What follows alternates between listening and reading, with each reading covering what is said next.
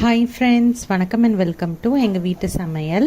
நம்ம இன்றைக்கி Kerala special தட்டுக்கடை red chutney எப்படி செய்யணுன்றது தான் பார்க்க போகிறோம். வாங்க வீடியோக்குள்ளே போகலாம். இந்த வீடியோவில் கேரளாவில் உள்ள தட்டுக்கடையில் கிடைக்கிற ஒரு ரெட் சட்னி தான் செய்ய போகிறோம். இது அங்கே உள்ள அந்த குட்டி தோசை இதுக்கெல்லாமே ரொம்ப சூட்டாக இருக்கும். எப்பயுமே இந்த தட்டுக்கடைன்னா உங்களுக்கு நம்ம ஊரில் இருக்கிற அந்த கையேந்தி பவன் மாதிரி சின்ன சின்ன கடையாக தான் இருக்கும். இதில் உள்ள அந்த சட்னி, இந்த ரெட் சட்னி ரொம்ப அங்கே ஃபேமஸ், ருசியாகவும் இருக்கும். நம்ம பொதுவாக பார்த்திங்கன்னா எல்லோரும் அந்த சட்னி ரெசிபி செய்வோம். ஆனால் ஒவ்வொரு மாநிலத்துக்கும் ஒவ்வொரு மாதிரி இருக்கும். இப்போ ஆந்திரா எடுத்துக்கிட்டிங்கன்னா அதில் ரொம்ப காரம் ஜாஸ்தியாக இருக்கும். ஆனால் கேரளாவில் பார்த்திங்கன்னா அந்த சட்னிக்கு அந்த தேங்காவோட குவான்டிட்டி தான் ரொம்ப இருக்கும். வாங்க இந்த தட்டுக்கடை ரெட் சட்னி எப்படி செய்வோம்னு பார்ப்போம்.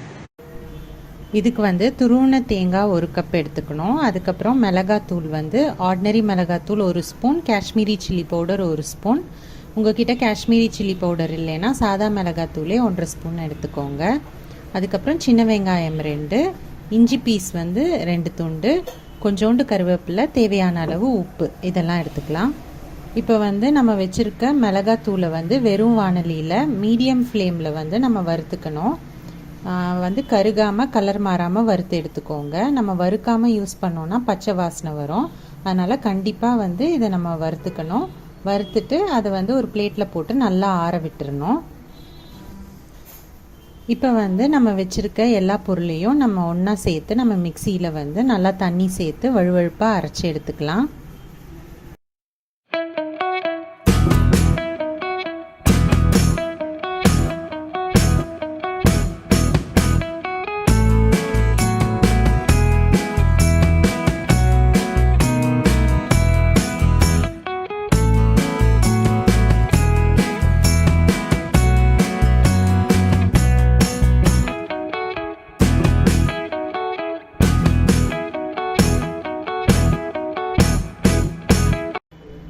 இப்போ இந்த சட்னியை நம்ம தாளிக்க போகிறோம். இதுக்கு நம்ம தேங்காய் எண்ணெய் யூஸ் பண்ணியிருக்கோம். உங்களுக்கு விருப்பப்பட்டீங்கன்னா நீங்கள் தேங்காய் எண்ணெய் யூஸ் பண்ணுங்கள், இல்லை நீங்கள் வச்சுருக்க எண்ணெய் கூட நீங்கள் யூஸ் பண்ணிக்கோங்க.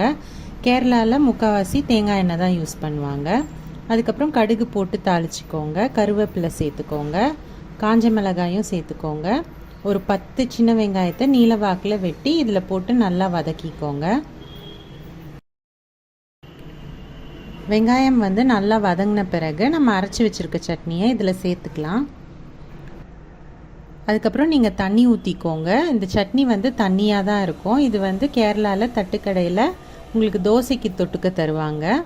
இது ரொம்ப கொதிக்கக்கூடாது. லைட்டாக சூடு ஏறினோன்னு நீங்கள் ஆஃப் பண்ணிவிடுங்க. ஆஃப் பண்ணிவிட்டு நீங்கள் இதை இன்னொரு பாத்திரத்துக்கு ட்ரான்ஸ்ஃபர் பண்ணிக்கோங்க.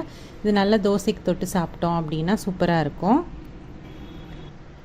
கேரளாவில் தட்டுக்கடை அப்படின்னா நமக்கு இங்கே கையேந்தி பவன், ரோட் சைட் கடைலாம் இருக்குல்ல, அந்த மாதிரி. ஸோ அந்த கடைகளில் குட்டி குட்டி தோசைக்கு இந்த சட்னி தான் முக்கால்வாசி தருவாங்க.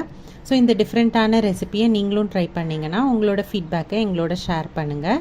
இந்த வீடியோ உங்களுக்கு பிடிச்சிருந்ததுன்னா லைக் பண்ணுங்கள், ஷேர் பண்ணுங்கள், சப்ஸ்கிரைப் பண்ணுங்கள். மறக்காமல் பெல் பட்டனையும் டேப் பண்ணுங்கள். அப்போ தான் எங்களோட ரெகுலர் அப்டேட்ஸ் உங்களுக்கு சேரும். தேங்க்யூ.